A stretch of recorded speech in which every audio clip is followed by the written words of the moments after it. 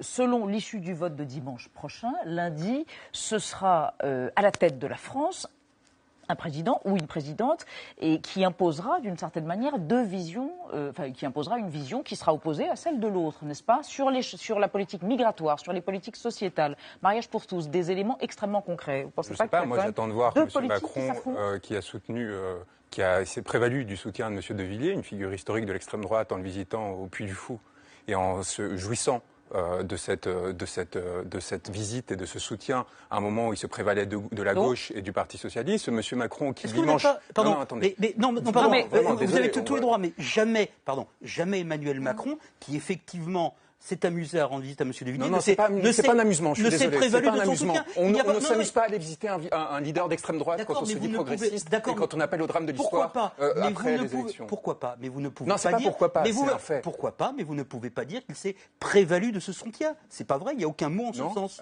Les photos, vous allez rendre visite à un leader d'extrême droite dans son fief. Vous prenez des visites avec lui, vous affirmez à cet endroit-là que vous n'êtes pas de gauche après l'avoir affirmé pendant 2 ans et vous pensez que c'est un acte secondaire. Donc vous considérez que par capillarité, M. Macron est d'extrême droite? Vous n'avez pas entendu Villiers soutenir Macron explicitement? Vous avez raté les dépêches. Et Marine Le Pen présidente, ça vous fait pas peur? C'est pas une menace pour vous, l'extrême droite? Bien sûr que c'est une menace, il va falloir se battre, surtout pour des personnes qui toute leur vie sont engagées pour la liberté publique. C'est un grand drame, oui.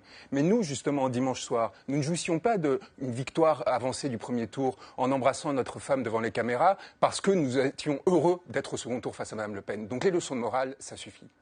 Non, mais là, vous concentrez sur une anecdote, c'est-à-dire l'attitude d'Emmanuel Macron au soir du premier tour. Un prochain président de la République qui aujourd'hui parle de sortie de l'histoire, qui jouissait de cette sortie de l'histoire. Une question sur deux visions de la société française radicalement opposées, incarnées par Marine Le Pen et Emmanuel Macron. Est-ce que vous êtes conscient de ça? Non. Que ce sera concret la semaine prochaine? Encore une fois, M. Macron se rallie à M. de Villiers et vice-versa.